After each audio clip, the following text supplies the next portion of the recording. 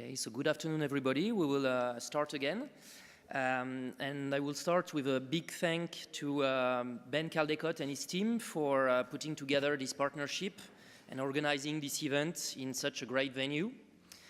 Thanks also for inviting me to moderate these 4 sessions. It's always a pleasure to bring a French touch and accent in such a great British institution. So the first 3 panels gave us an overview of progress in sustainable finance across the world, and especially in Europe. They stressed notably the great potential of fintech to address the challenges, the role of private sector initiatives, as well as the need for reforming financial regulation. So our session will focus more specifically on this last topic. We will discuss how sustainability objectives are currently being integrated into financial regulation and other policies that impact the finance sector.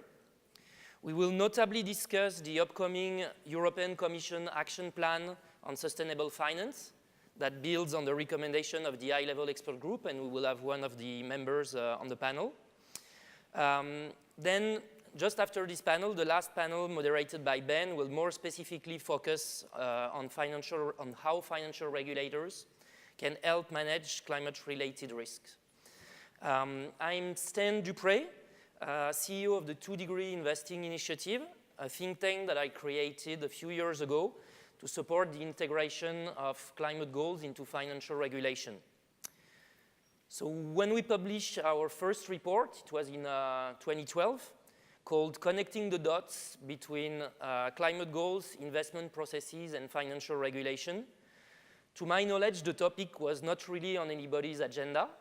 And to my knowledge, the only organization really vocal on such an idea was the activist NGO BankTrack, who was notably advocating for the integration of climate criteria into Basel III. This idea, and more broadly the concept of leveraging financial regulation to advance sustainability objectives, were almost systematically categorized as irrelevant and not realistic by most of the financial regulators we were talking to at this time. The financial crisis was still in everybody's mind, and the only focus was on strengthening the resilience of the finance sector to the next shock, build a kind of cushion, but ensuring that this financial regulation also supports long-term policy goals, including climate goals, wasn't really on the agenda. I remember a conference like this one, organized by Finance Watch in Brussels about 5 years ago. And a representative of an NGO asked to one of the top financial regulators in Europe about his thoughts regarding the link between climate and Basel III. His answer was very short and very simple. I don't see any connection between those 2 topics. A couple of weeks ago, I attended a roundtable where I heard the same person passionately promoting a change in capital requirements calculation in order to support the transition to a low-carbon economy. So we've come a long way, a very long way, in only 5 years. So that's good news. A few months after my think tank started its activity in 2012, the French Ministry of the Environment and the French Treasury published a first joint report on sustainable finance. This collaboration was the first of this kind, I think, in the world. And with the involvement of the Parliament, it eventually led to the introduction of the Article 173, the first law on mandatory climate disclosure for investors, that also required target setting from them, and also introduced the concept of climate stress test for banks. A few months after that, I was invited at the Frankfurt School UNEP Finance Center for the launch of the UNEP Inquiry, an international initiative that put the question of sustainable finance on the agenda of financial regulators in many countries, as well as on the table of the G20. One of its first successes was to facilitate the creation of an expert group on sustainable finance that advised the Chinese government and the Chinese central bank on the development of their Sustainable Finance Action Plan. I took part to this group together with one of our panelists, Alex, and Ben. It was very impressive to see how the Chinese regulators were open to use financial regulations for promoting environmental objectives when this topic was still taboo in Europe. A second big milestone on our journey was the speech of Mark Carney, Breaking the Tragedy of the Horizon.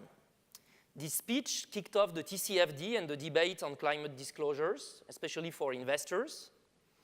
And besides, the speech also put emphasis on the role of financial regulators in monitoring climate risk, a topic that will be discussed in the next panel.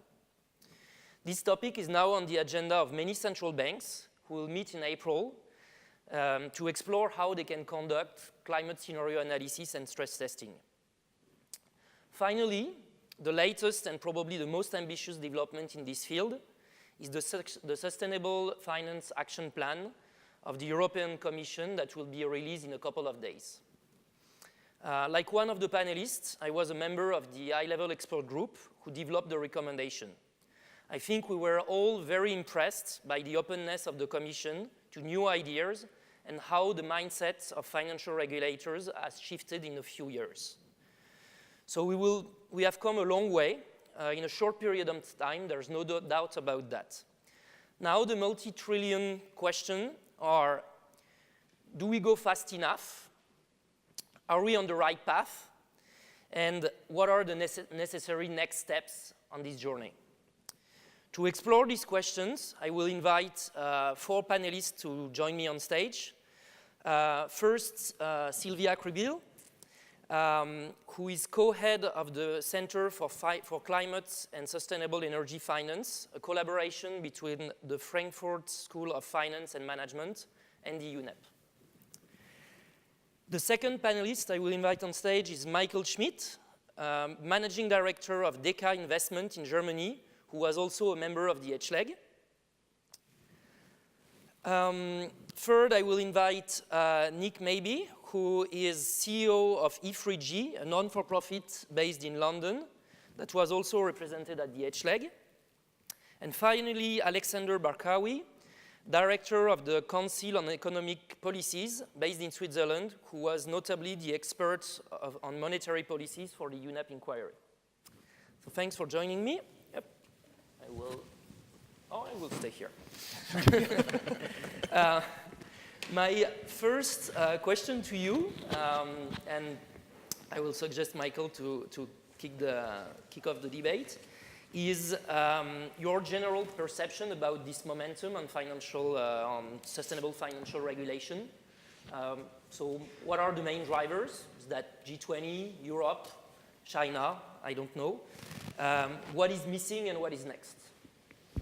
Well, thanks very much, Stan, for the question, and also thanks for having me here in this great building. And I think a lot is happening. It's not only one single initiative or one single project.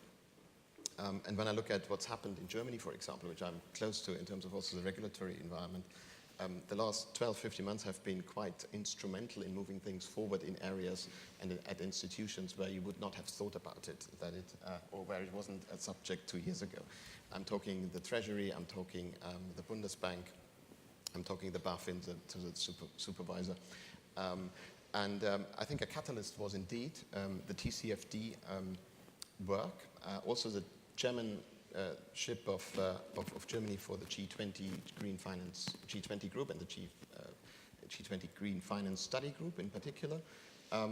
Also, the Bundesbank has had proponents on the board that saw what was happening here with the Mark Carney speech and were considering that there are actually potentially systemic risks stemming from climate change. So that was all instrumental. And of course, I think the biggest driver of late, and forgive me for saying that even if I'm sort of attached and interested party, but the high-level expert group on sustainable finance as an initiative by the EU Commission, so the legislator of the European, the government of the European Union, that is a serious driver, I think, and therefore it'll be interesting to see now what's being put forward as an action plan.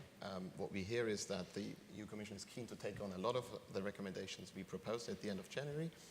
But this is also necessary because some of the legislation that went already in that direction in Europe, with some of the directives like the NFRD directives, the Shareholder Rights Directive, the IORP directive, they need to be connected a bit better.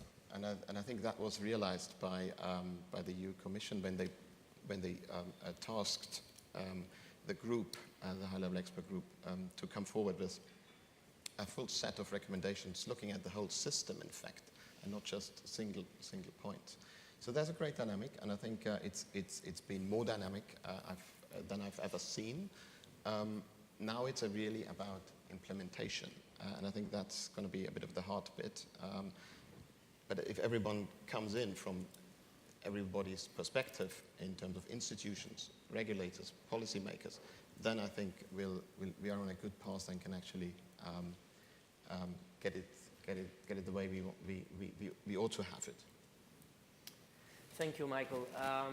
Maybe I will now ask Nick to give his perspective on that. So you have been working for a long time on this question of energy policies and like sustainability for the UK government, I think, at some point.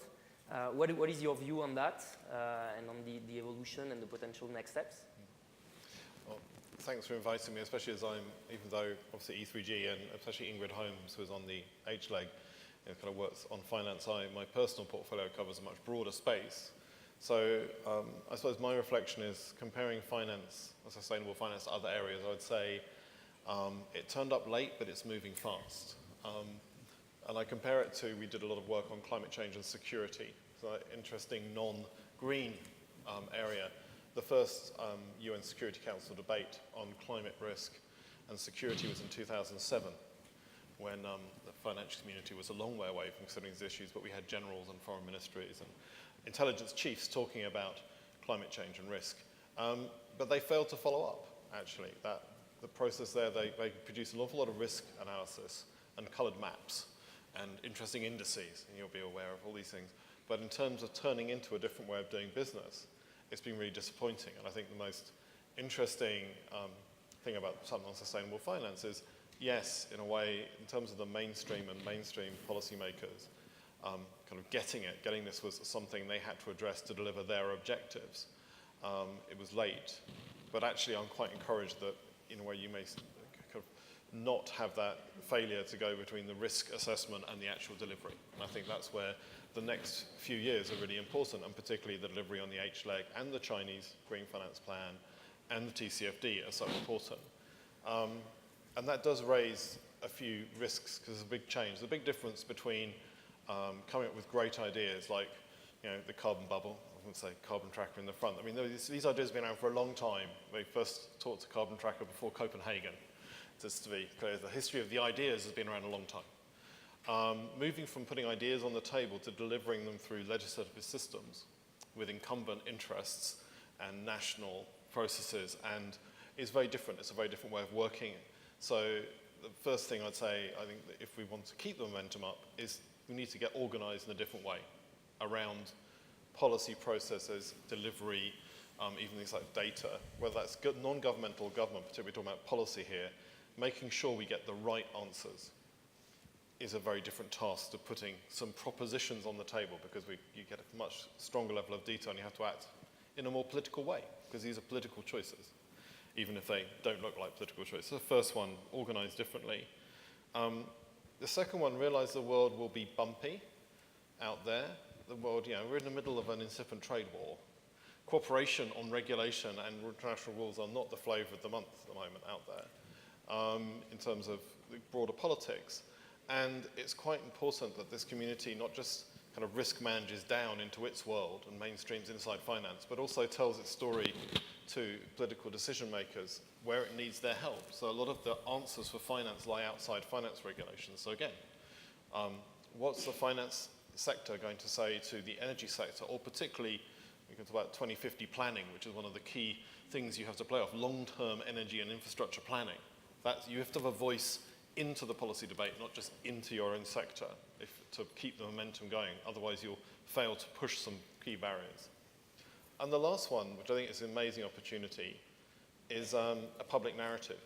And this is a great narrative, H-Leg or elsewhere. This is about changing the finance sector, which most people in the world see as opaque and inflicting damage on them, especially in Europe, to say, no, we're reforming this to be good for you, to finance for everybody, for the long term, on the things you care about. And I think, again, to maintain momentum through the bumpiness, through the difficult politics, through the policy process, you have to explain why the public cares and bring the public along with you. And I think that's a really exciting part of this, which would change the way finance is seen by the public and would give a really firm political basis for moving to the next stage.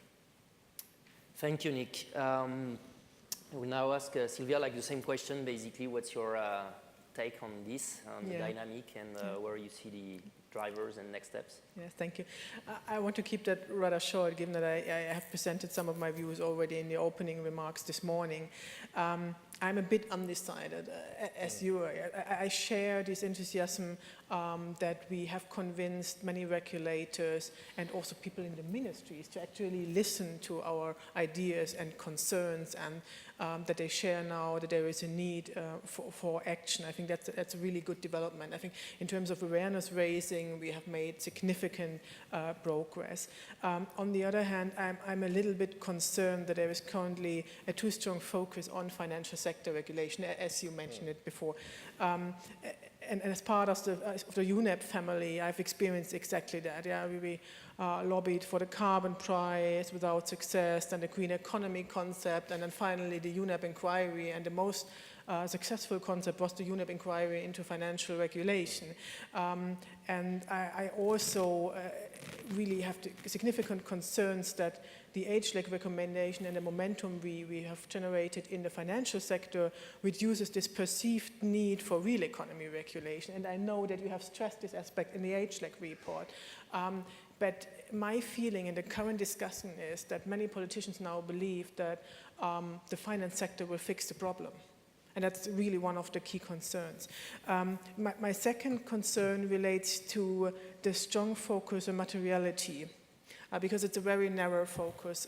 And actually this is completely different in many emerging economies and developing economies compared to, for example, the discussion we have here in Northern Europe, where the focus is solely on financial stability. In many emerging and developing economies, it's very clear that finance regulation also has a secondary pillar on social inclusion, or maybe on climate finance. And this has never been an argument here in Europe. So we focused on materiality. Now, my concern is that if we focus on the risk, we want to exclude more or less the brown stuff. We sometimes think about encouraging more green investment. What's happening in this middle part? And are the suggestions for regulatory interventions actually supporting this transformation? Because if we want to create demand for green products or for sustainable finance, I think the interventions would look different compared to the question, well, I want to ensure financial stability. So a little bit undecided. Thank you, Sylvia. So, Alex, I think you want to ask even more from like financial supervisors and regulators. So, can you yes, indeed. tell us a little bit? And I'll start with your question, Stan. So, yeah. Are we on the right track? I think yes. Are we moving fast enough? Definitely no. And what comes next, I don't know. But I'd like to share one example of where I think we should go. And before I do so, share another thought following the conversation we had earlier and just here on regulation. I think we really can't talk about regulation as an abstract. The discussions we need to have are concrete proposals for concrete regulation, and then we can say that makes sense, or that should be market-driven, or we need policymakers to intervene. Obviously, we need regulation and we need a policy framework for any sector to function, and I think financial markets are no different. The concrete example that I want to bring is the example of central banks, which in a fascinating way are somewhat absent from the conversations that we're having. They've been rarely mentioned here today. And I find that fascinating because, especially over the last few years, they have intervened in a very significant way into financial markets. If you look at the balance sheets of the largest central banks, they've just crossed $20 trillion. And we're having conversations around what pension funds do, what insurance companies do, what foundations do, and we have no conversation whatsoever what the balance sheets of central banks look like and to what extent the issues that we care about should be reflected in that. And to put that into context, the numbers that we're talking about, the European Investment Bank has recently come up with the amount that they've invested into climate finance over the last 5 years. And that amount was, I think, 90 billion euro. The European Central Bank is currently injecting 30 billion euros into financial markets on a monthly basis.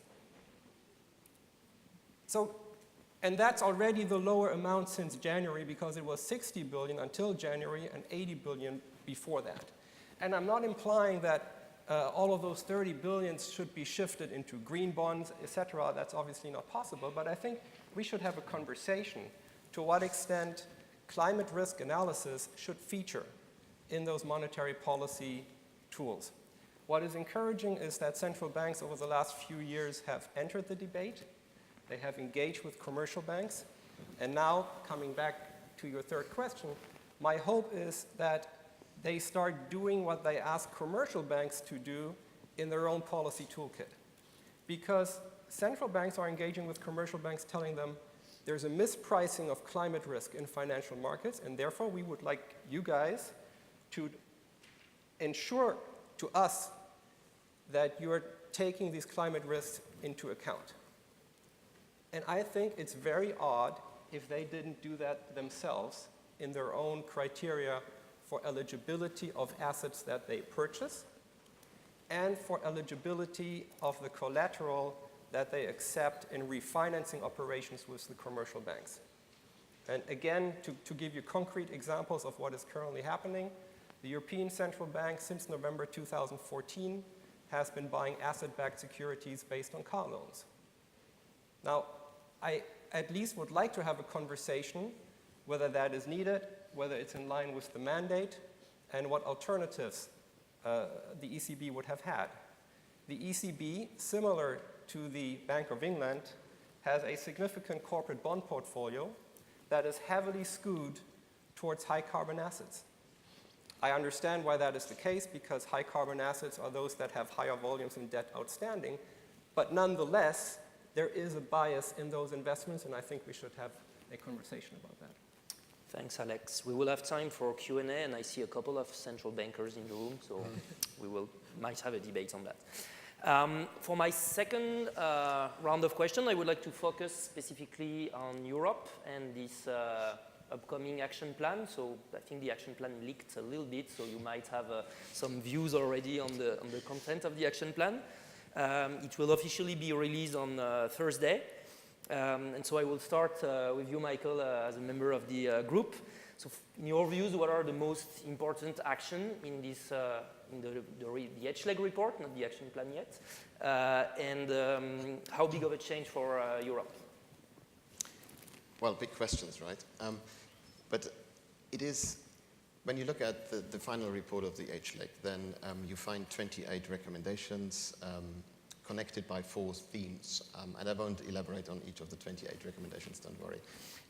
I'd rather cluster them in 3 areas, which I think are key, and you can sort of connect, if you want to, some of the recommendations to those areas. The first area is definitions and standards.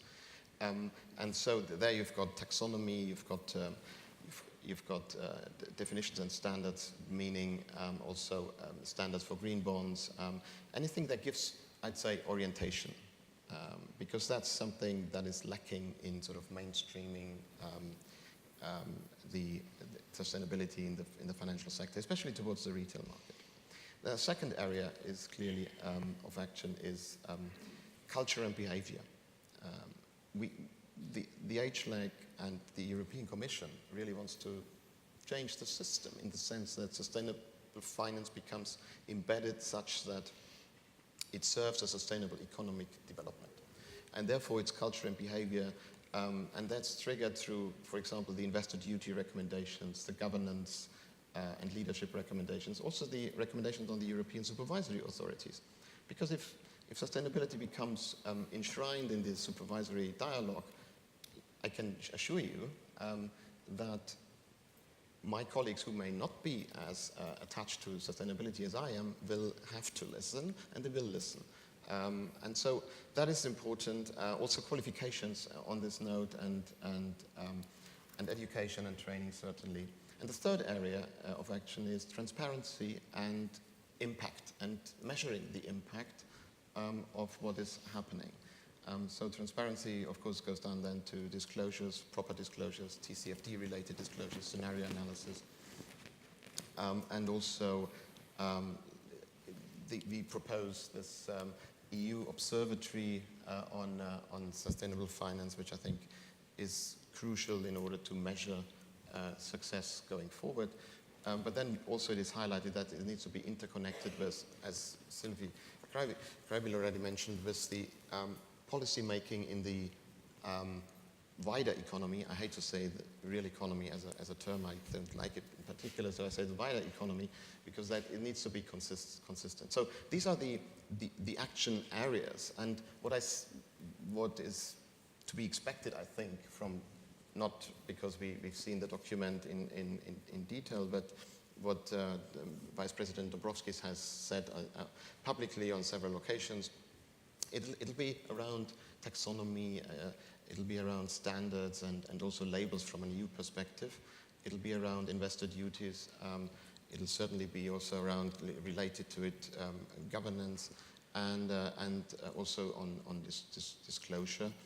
And so we will see what's coming out, but we are quite thrilled that, in fact, the EU Commission builds on a lot of our recommendations and takes them up and actually puts them into concrete actions with, I'm sure, also some clear milestones and targets in terms of the timing. This commission is running out of time, if you will, because next year there's going to be a new commission. So they are eager to actually move forward fairly fast. Thanks, Michael. Sylvia, you were mentioning that we might expect too much from financial regulator, and they won't save the party where environmental regulator fail. How do you see the H-Leg report and the action plan in this respect? Do you think it's too much, asking too much from? Actually, I think it's good to see this aggressive timeline. Yeah, I would have loved to see such an ambitious plan for fixing the ETF. And I think it's a really good first step. What's important is that it's very, very quickly complemented by a coherent real economy regulation and a vision for a sustainable Europe, or a very ambitious European emission reduction target. And I believe that this would massively help also to increase the risk perceived or seen by the financial institutions. Yeah, now we have the financial regulatory framework then in place, and certainly, and if they have to do their risk analysis, would certainly help to create a vision how the real economy regulation would look like, how concrete scenarios would look like for the assets, and then to apply the financial regulation. I think the introduction of the financial regulation definitely raised some awareness, and that's always a good first step.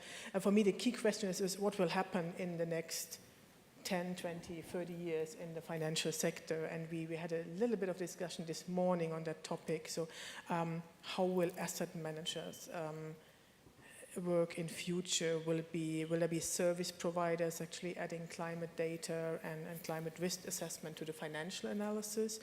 Or will it simply become a core business that asset managers have to understand the adaptive capacities of companies? And I think it's core management, management tasks to adjust to changing and to external factors. So climate change is for me just one of those external factors. And many of the private sector players, we know they hate this term adaptation, because for them it's simply normal management of their company. So will it become core analysis? And if so, what would be analyzed? Is it just another mega trend? I mean, a research analyst also considers other mega trends like digitalization or automation. So is it just like that they also have to learn more about climate change and how this will affect the business models, or we will continue to focus on emission data or some other key metrics? And I think this is something which need to be considered for the next phase. How can we raise the awareness to a level that financial intermediaries feel comfortable with this risk and feel comfortable assessing this risk? Thanks, Silvia. I will now ask to Alex. There's a lot of emphasis on this green taxonomy. You told me yesterday that you love this idea. So can you develop a little bit on that? And the other aspect is, since the ECB is independent, the kind of the recommendation to the ECB were out of scope. So can you share your views on Sure. those two aspects? Yeah, I love your cynicism. Because personally, I think the taxonomy proposal as it is worded and framed in the HLAC report takes us on a very dangerous slope. I fully understand that a taxonomy is needed if government in general or the Commission in particular wants to come up with regulatory measures, and they need a definition of what they want to regulate. But what I find extremely dangerous is, at least that's how I read it at the moment, that a taxonomy is developed by a multi-stakeholder group that is then seen as the starting point for everything else that is happening in that market, and product development and index development and rating development. And I think that just neglects the fact that actually institutions like DECA for the last 10, 20 years have been in this market providing products and services. Sabine has been in this market for a very long time, and many of you as well. And I just fear that having a multi-stakeholder group defining what it is will completely slow down the dynamism and the innovation. I'm not saying that we don't need this for regulatory purposes, but I think that's where its scope and impact should end. Now, on central banking, indeed, I was disappointed that there was no mention in the HLAC report of the role of central banks. I understand that that probably has to do with the independence of the ECB. But at least I think it would have been worth a footnote to say, hey, there's another big kid on the block. This was not within scope, but we shouldn't forget it. And maybe as a last point, since you mentioned independence, the ECB mandate actually has two sentences. The first sentence is, the primary objective of the ECB is price stability. That's usually where ECB representatives end the quote. The second sentence, however, continues saying, without prejudice to the objective of price stability, the European system of central banks shall support all the economic policies of the Union with a view to supporting the goals of the Union as listed in Article 3. And Article 3 includes a high-quality environment. So I think as long as the ECB, and it's similar for other central banks, don't endanger their price stability goal, they are allowed, and I would say arguably required, to look at these issues. Thanks. Nick, so through the involvement of Ingrid, IFRIGI had been involved as well in the development of the report. Are you more enthusiastic about this taxonomy, and what are your key takeaways from the adventure? I'll get to the taxonomy. But I think on the HLAC, again, this is a process, not a point. It's the beginning of a process. My hope would be this isn't just put in another tick box political trend exercise. I also do political risk analysis, a lot of that. And I see how financial markets treat that. I don't think that's how I want them to treat climate risk. I don't think it's material, the way they do that on most analysis I see. So I would like to see this beginning of the acceptance of the financial system that they have a purpose. The purpose is to support where our society is going. Our European society and global society has made some decisions about where it's going. And that's important because, for example, in the debate we're about to have about Europe's targets over the next 5 years, we will decide most of Europe's 2040 target on climate change. That's pretty seriously affect the whole of the economy. And the majority voices from the theoretical economists who say flexibility is the most important thing you can have. Whereas for investors, certainty is very important too. There's a trade-off, but at the moment in the debate, there's no trade-off because there's only one voice. So finance can't sit on the fence and say, well, we'll work out how to optimize a 4-degree world. There is no optimum in a 4-degree world. It's a catastrophe for your portfolios. So you have to decide you're not going to go there. That requires you to go somewhere else. And I think that's the big change. You can't just sit on the fence and say you're playing and risk hedging. The world either is sustainable or not, though you can argue about some of the degrees.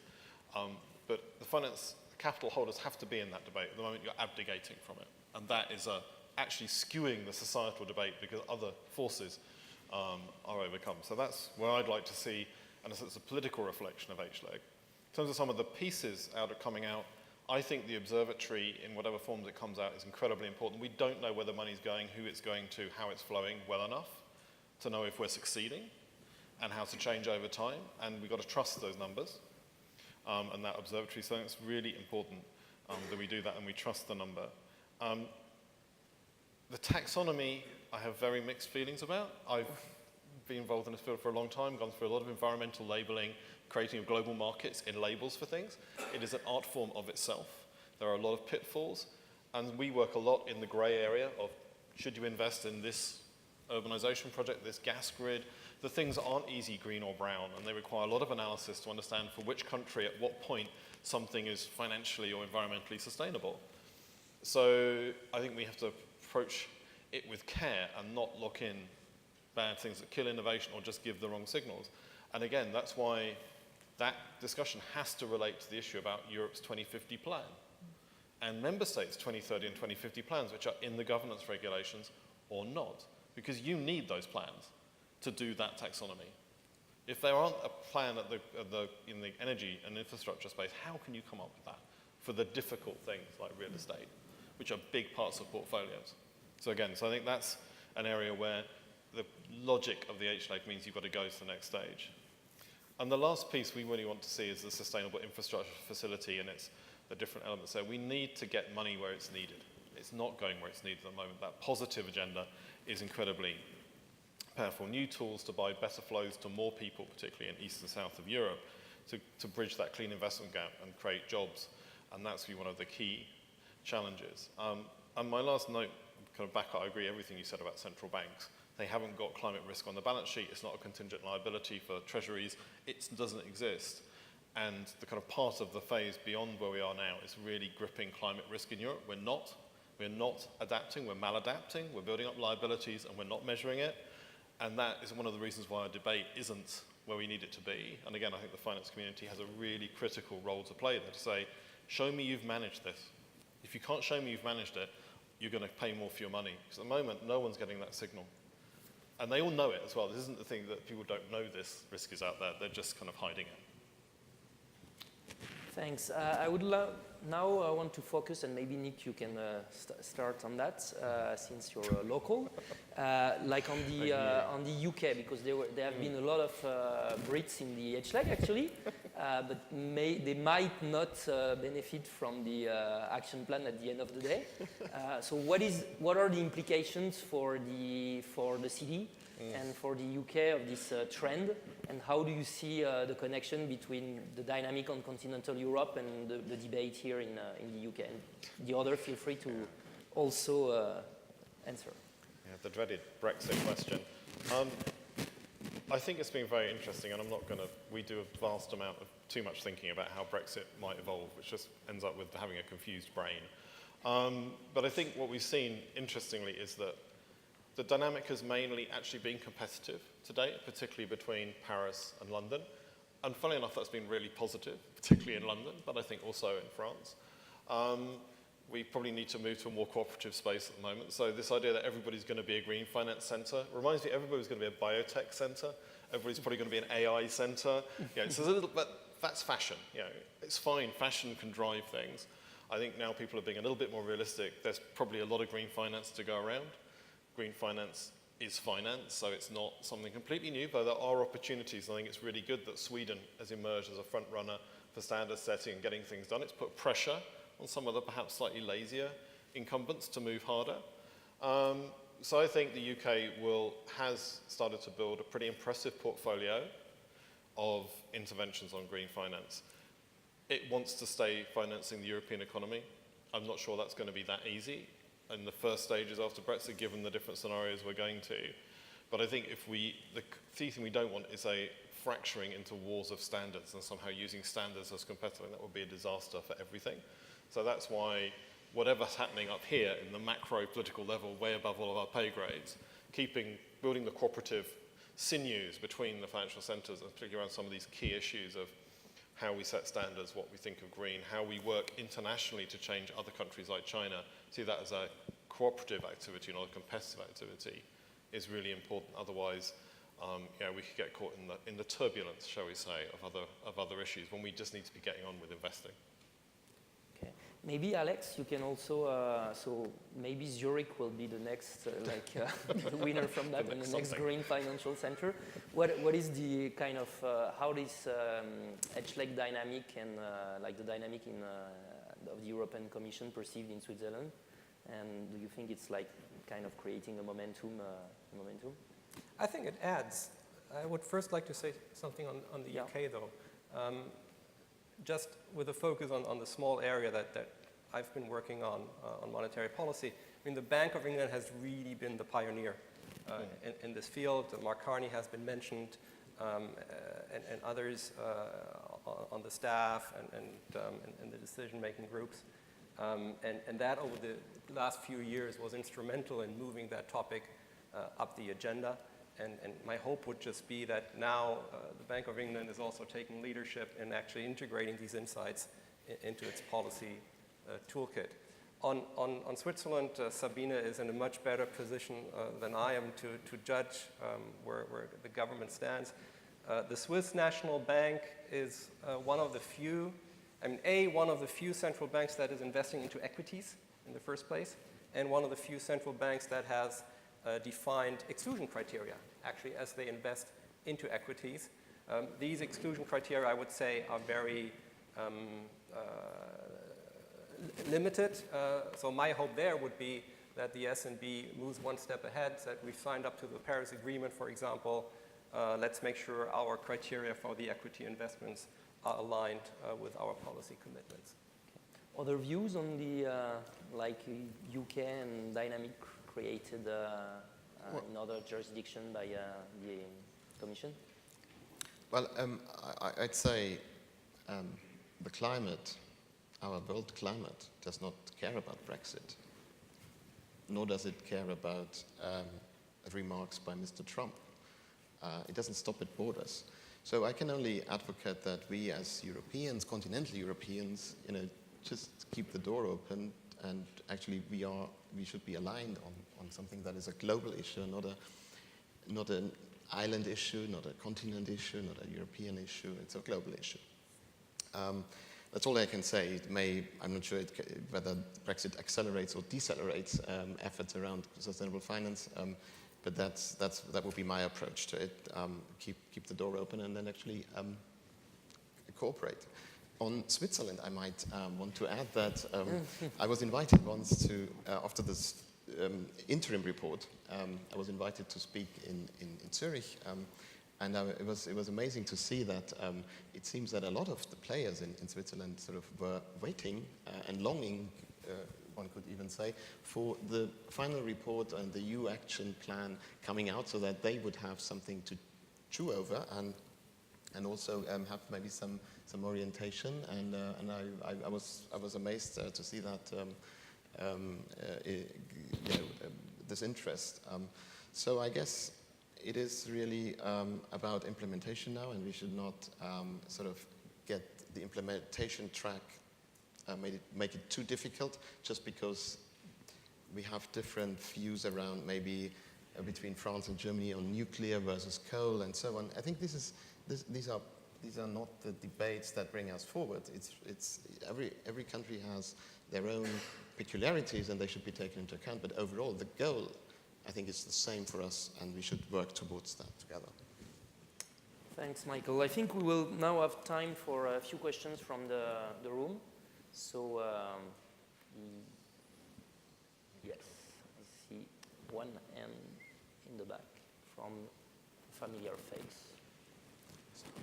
So when you ask a question, if you can please say your name and organization. Jacob Tomei, 2 Degrees Investing Initiative. If you could suspend belief and implement one of the H-leg recommendations or the leaked European Commission Sustainable Finance Plan recommendations, what would be the one and only recommendation that you would implement, assuming that could be the only one and assuming that politically and technically it's all possible? The question to all the panelists. So who wants to take this one? I can take that. There's one which is kind of mentioned as an aside in there, where it says that commercial banks should integrate climate risk analysis into their own risk models.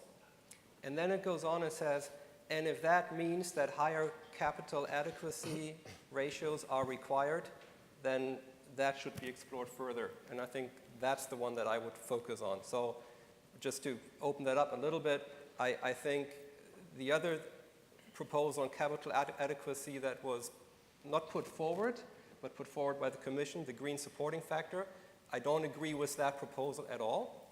But I think increasing capital requirements for loans or assets in general that have a high climate risk, that makes sense. There can be only one. Another view on that? Well, the spirit of the report, I have to say, is not built on modular recommendations. It is interconnected recommendations. So I can't give you the one recommendation, really.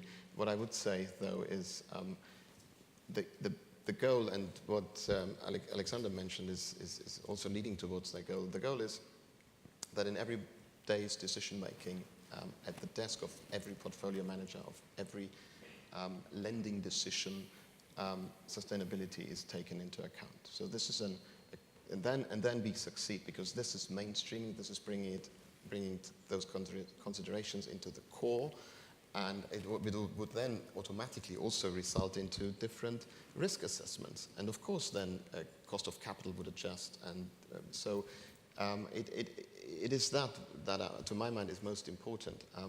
And I can't and I won't give you the one single recommendation, because that's not the spirit of the report, and I don't want to make it look as though there's the one silver bullet. Yeah, I must admit, yeah, it's like when my children say, which one of us do you love most, Daddy?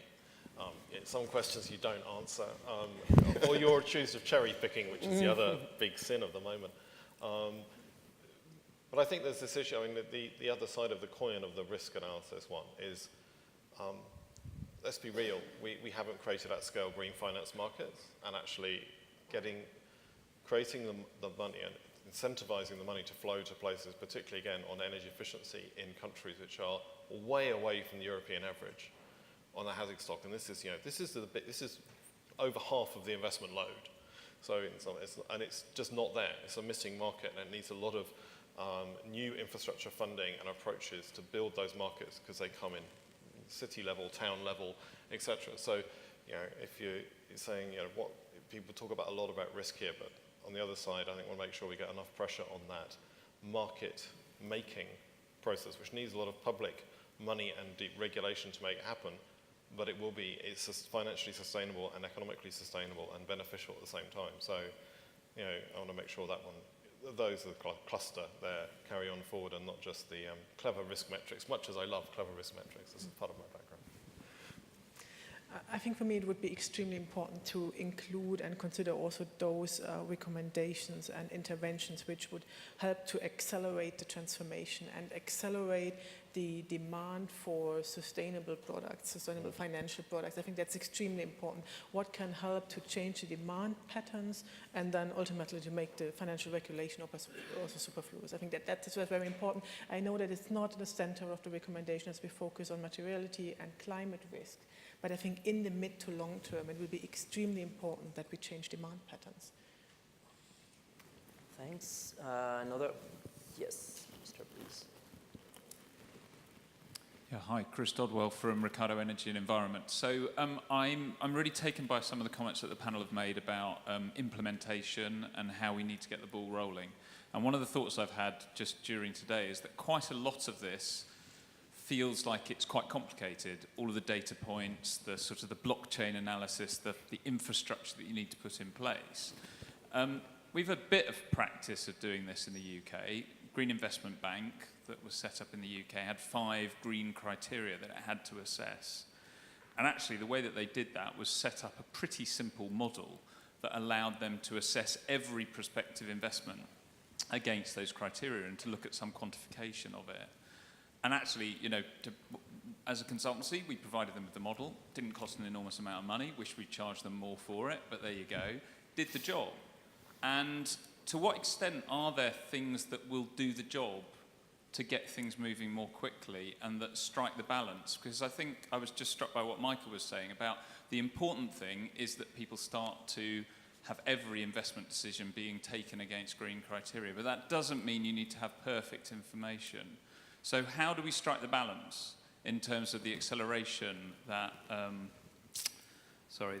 Sylvia was just talking about? How do we strike the balance and get things moving, but we don't let the best be the enemy for the good? And I'm not so close to the H-leg process, so I don't know how that balance was struck there, but is that what the Commission's real challenge is around the plan for action?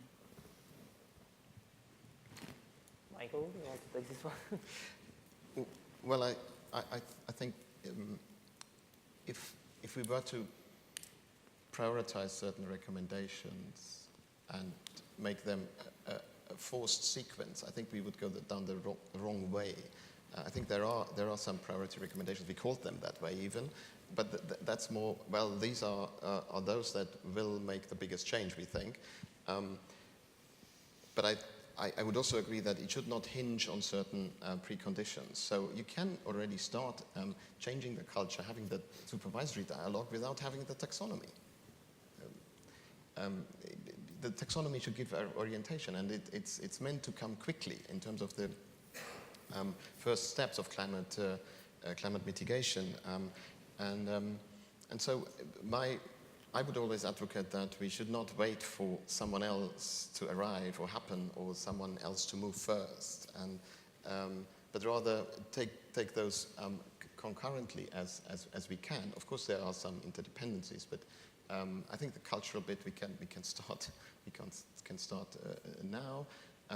The clarification of investor duties, we don't have to wait for the delegated acts or for the for whatever is needed in terms of legislation. I think now the debate has already started that actually investor duties do not constitute an opposite to or a contradiction or a hurdle to implement ESG issues, and I think that's important. So I would think we should just move ahead with the recommendations or fulfilling all the steps we can at the same time, and not try and be too clever about them.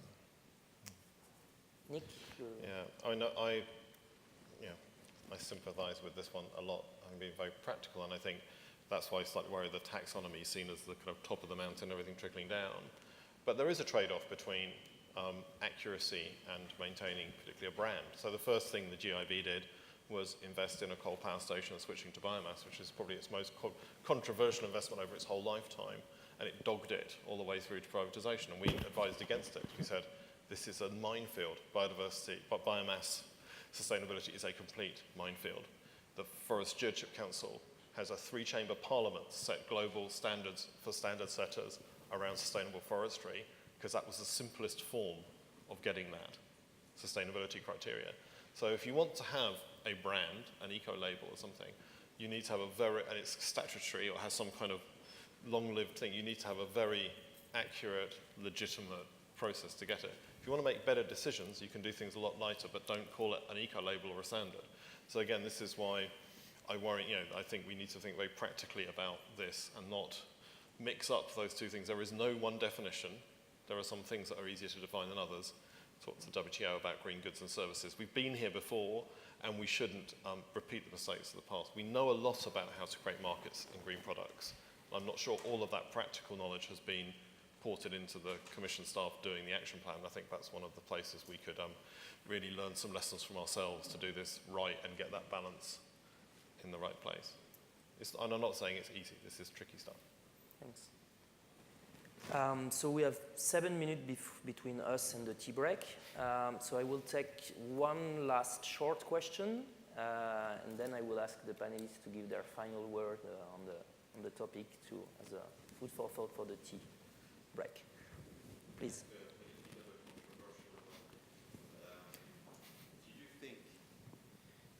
Do you think there would be any risk of creating an uneven marketplace between Europe and other regulated regions by pushing this agenda? Or has it been considered in the thinking, in the thought process? I mean, I think the risk is definitely there, and at the same time, what you're alluding to is probably also something that is holding people back, where they say, if we now move in that direction, let's, for example, say we increase capital requirements on loans with a higher carbon intensity, right? Then people might say, well, if we do that here and US banks don't fall under that rule, we have an issue. So, I mean, I think definitely that risk is on the agenda. There are at the same time the opportunities. But generally, I feel this has become a pretty global conversation. If I look at the world of central banks and financial supervisors, they have just come together last December to form a network on the topic that includes the Monetary Authority of Singapore, that includes the Central Bank of Mexico. So I think that wouldn't be my prime concern. I just think, I struggle to find it being material. That a lot of these things people come up in theory. But let's just think about what we're doing here. We're trying to avoid making bad investments. That's good for the European economy. We're trying to make sure the investments Europe wants to make is decided are good for it, as cheap and as liquid as possible. So that's good for our economy. So both of those are pro-competitive. The only place I can see which you could have a short-term issue is, should the city list Saudi Aramco? There's a financial stability issue about what's the cost and benefits of having more fossil assets on your system. And of course, Saudi Aramco has a slightly different risk profile than, very expensive offshore Brazilian oil. So, but I think that, again, that's in the margin of one player, of one very small type of piece. The majority of it, this is just good economic management. That's all it is. Thanks. So I will just ask one final word to each panelist, and then we will join the tea break. Well, for me, as someone who's worked in the financial industry for, nearly 25 years, this is a very defining moment I think we are living in, and I'm very much attached to the sustainability issues, have been for quite some time. But I see now a real opportunity that we, as a financial industry, can actually reinstill some purpose and sense in what we do every day, and thereby regain trust that was dramatically lost in the wake of the financial crisis. So for me, this is not only about, and it is of course about financing the climate change and so on, but it is also about a cultural issue and something that I think will attract also the younger generation more to our industry, and we need that to be competitive as well. So I think that's what is in there for us as an industry. Thank you. I think it's great that the financial sector has done its homework, and I think we have to argue a bit more now in the conversation with other ministries and other stakeholders that the financial sector is now ready.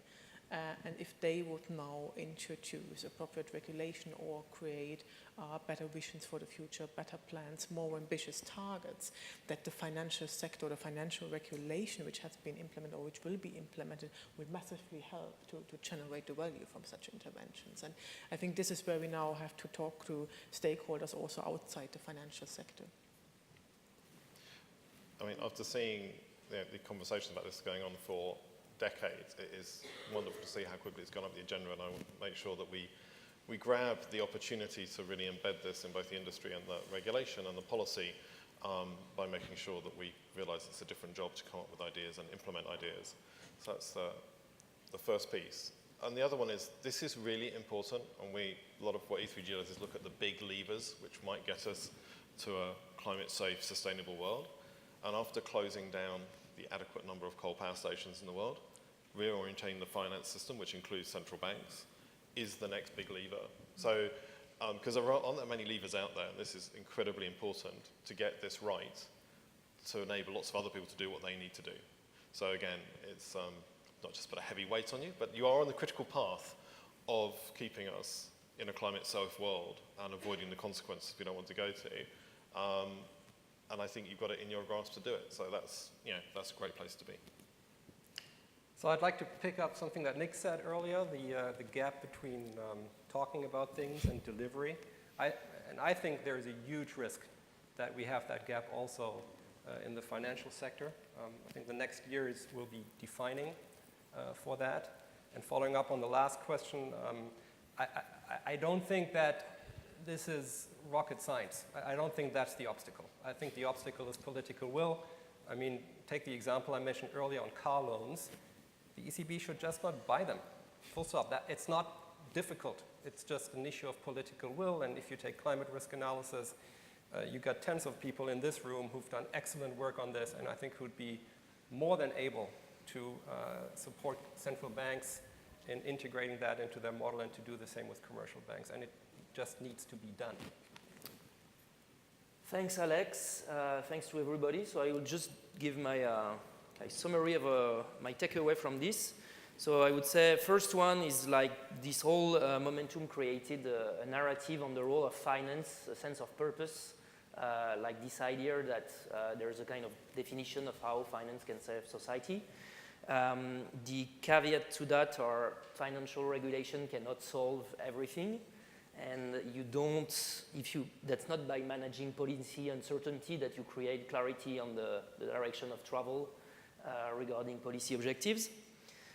Second takeaway is the critical challenge related to implementation of all these measures. We probably did like 5% of the job defining the recommendation for the H-leg, and now basically, we still need to land everything, and there will probably be a lot of work to do that and have the answer that are technically right. And as we can see, there's a lot of debate on the relevance of certain tools.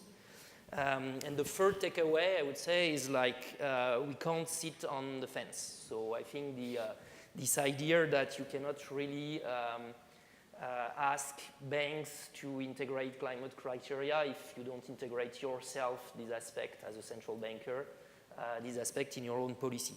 So the good news is that I think there's a few central bankers on the next panel, so they will have the opportunity to respond to these challenges. And in the meantime, I will please ask you to upload the panelists and move to the tea room.